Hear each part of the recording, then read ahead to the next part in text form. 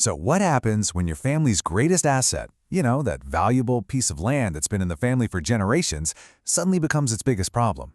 It's a really common fear, right? Inheriting all this wealth on paper, but having no actual cash, all while staring down a massive tax bill. Today, we are going to break down exactly how to get out of that inheritance trap. And let's just ground this in a real-life story coming out of Taiwan. This quote really says it all. A family has land worth a fortune, but zero cash in the bank. They're the classic definition of asset rich, cash poor. They've got a huge tax bill coming, and guess who just showed up on their doorstep offering a solution? Yep, the bank. And that, right there, is the big question. When a bank swoops in, offering to help you out of a tough spot like this, are they actually throwing you a lifeline? Or are they carefully, methodically setting a trap? Let's dig in. Okay, first up, we're going to pull back the curtain and dissect exactly how this family got tangled up in this web of financial products. And you'll see how, piece by piece, control of their own assets slipped right out of their hands and into the banks. Okay, so check out how this so-called solution works. It's a 5-step tangled mess designed to confuse you. First, they have you take out a massive loan, but you never actually see that cash. Oh no. Instead, they make you buy a very specific bond with it. Then, and get this, you have to pledge that bond to get a second loan. That money gets dumped into a trust that's designed to eat away at your own capital, and to top it all off, you've got to mortgage your other properties just to make the interest payments on all this new debt. It's a complete financial maze. So after all that financial gymnastics, what's the final score? The family's buried in more debt, they're getting killed by fees, and here's the craziest part, they still don't have the cash to pay the inheritance tax. The original problem is still there. Their assets are now officially working for the bank, not for them. But here's the good news. There is a way out. And escaping this trap starts with taking a sledgehammer to the biggest myth the banks used to scare you in the first place. This right here, this is the whole game. The bank flashes this huge, scary number, the market value of your property, to make you panic about the tax bill. But here's the secret they don't want you to know. The tax office doesn't care about the market value. They use the official assessed value, which is almost always way lower. Just understanding this one difference is your first huge step to taking back control. So here's what you actually do instead. It's a simple 3-step plan. First, you get the real numbers, the official government valuations. Second, you sit down with an accountant and game out a few scenarios. What's the worst case? What's the most likely case? And from that, you find your real target number. Suddenly, it's not this big, scary, inflated monster anymore. It's just a number. It's a manageable goal. Now, once you have a real, manageable number, everything changes. You can forget about the bank's complicated, expensive products. You don't need them. You can build a simple, powerful, and totally transparent tool all by yourself. And what we're talking about is something we call an investment-based tax pool. The easiest way to think about it is like a special savings account, a rainy day fund, but just for taxes. Its only job is to be safe, stable, and super easy to access the moment you need it. The goal here is not to get rich. The goal is just to be ready.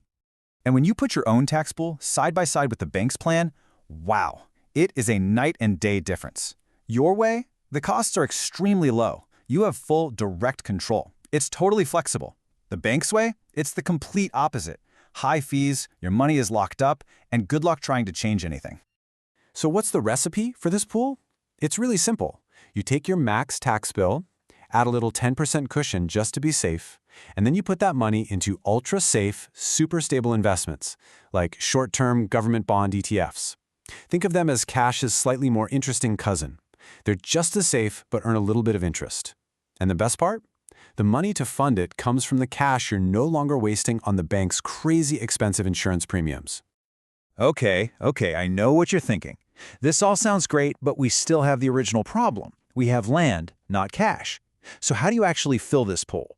Well, there are 3 clean, simple, and direct ways to get it done.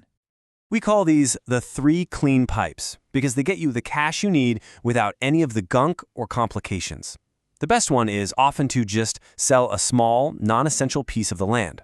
Or you can get a simple, boring, long-term loan that is not tied to anything else. And finally, you can always lease the land to generate steady income. Each one is a direct path to cash with absolutely no strings attached.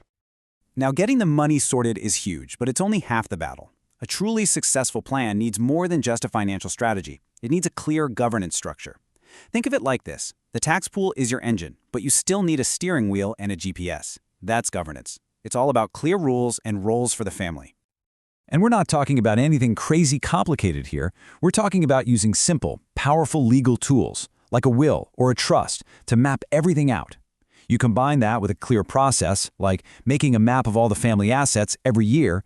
This stuff becomes your family's rulebook, its instruction manual. It's not some convoluted product from a bank. And this right here really gets to the core philosophy of a smart plan. It's all about one simple idea. Keep things in their own lanes. You have one tool for paying taxes. That's the tax pool. You have your other investments for growing your wealth. And you have your legal documents for family governance. Each tool has one job. The moment you start mixing them all together, that's when things get messy. That's how you fall into the trap. All right, let's put a bow on all of this. We have walked through the dark woods of the trap, and we've mapped out the clear escape route. So let's turn all this into a super clear, actionable checklist you can use to take back control. This is your playbook, your 6 steps to freedom. Get the real numbers from professionals. Shop around for a clean loan with no strings attached. Get a lawyer to review any contracts you're already in and get you out of bad deals. Draft the simple legal paperwork. Open the right accounts to build your tax pool with those low-cost ETFs we talked about. And finally, put it on autopilot. This is how you go from being a potential victim to being the architect of your family's financial future. And that brings us to the final and really the most important question you have to ask yourself. Are your assets working for your family, or are they working for the bank? Because the answer to that question will absolutely determine the future of your family's legacy. Thanks for joining us.